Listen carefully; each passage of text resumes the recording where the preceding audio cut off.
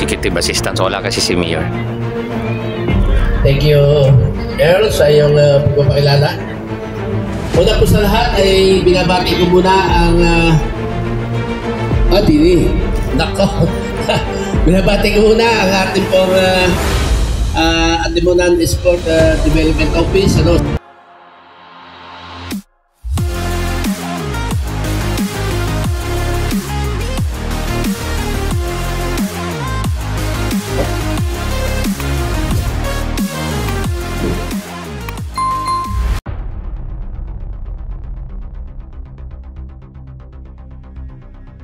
Just with regard sa bike.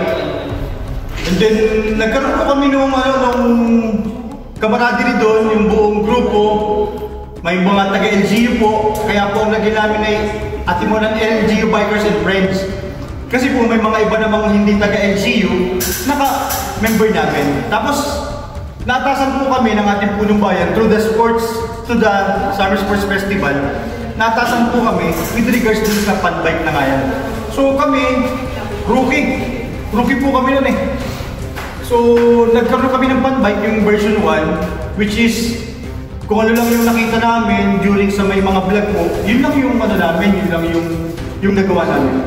Pero nung nagkaroon po kami ng version 2, naisip namin na bakit hindi namin ipakita ang beauty at ang nature ng aming bayan. Napuntahan namin yung mga na madaanan ng mga siklista na mga kasali, at least yung mga scenic view dito sa amin. So yun po yung naging rota namin. Nagpasok kami ng saan may mga gandang tanawin dito sa aming bayan. Tapos nagkaroon po kami ng version 3, yun na nga po, yung road race na. Para po bang nadidevelop ng konti-konti lang yung aming mga palaro. Tapos doon po sa version 3, nagkaroon po kami ng idea na sana makilala rin yung bayan ng Atimunan pagdating po dyan sa mga race na ganyan. Yung makilala siya. Para naman po sa bayan namin, yung turismo ay magligoy din. And then, during the version 3 po, nagkaroon kami ng problema. Nagkaroon kami ng hindi inaasahan na aksidente, mga ganun. Siguro yun na po yung learning lesson namin nung version 3 na sana po, hoping na with the help of our Lord na tayo ay wala nang mangyari mga ganun man o kahit yung mga minor incidents, sana po wala.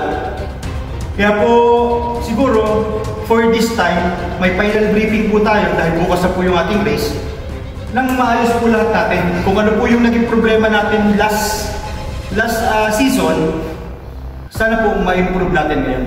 So, yun lang po yung background ng aming paris. Na sana po, sa help po ninyong dalawa, si Sir na... Ano nga po first name niyo, Sir? Bike addict. Tawagin mo na lang kung bike addict. Kida. Tsaka si Sir ay... White Mix. Si White Mix. So, sa tulong sana po nyo, during sa vlogging nyo, alam ko naman po na kayo mga national vlogger na. So, at least, ma-promote nyo po yung aming bayan through your vlogs po. Ano po, yung mayroon po palang nag-i-exist na ganitong laro dito sa amin, Atimunan. Sa bayan ng Atimunan. Na yun po yung hingi ko rin tulong kay Sir George. Okay.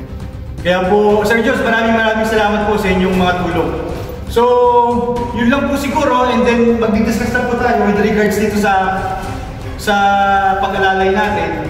Siguro po ipapasa ko na muna yung floor para kay Sir Mike.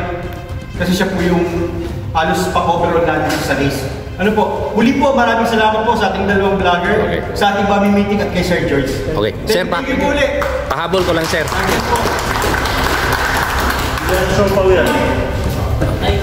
Yan.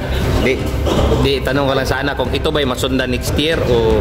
Sana po, hopefully po kami na sana mabigyan uli kami ng chance para at least maging perennial event na po ito ng bayan ng Atimunan. Okay. Sana po, hopefully po.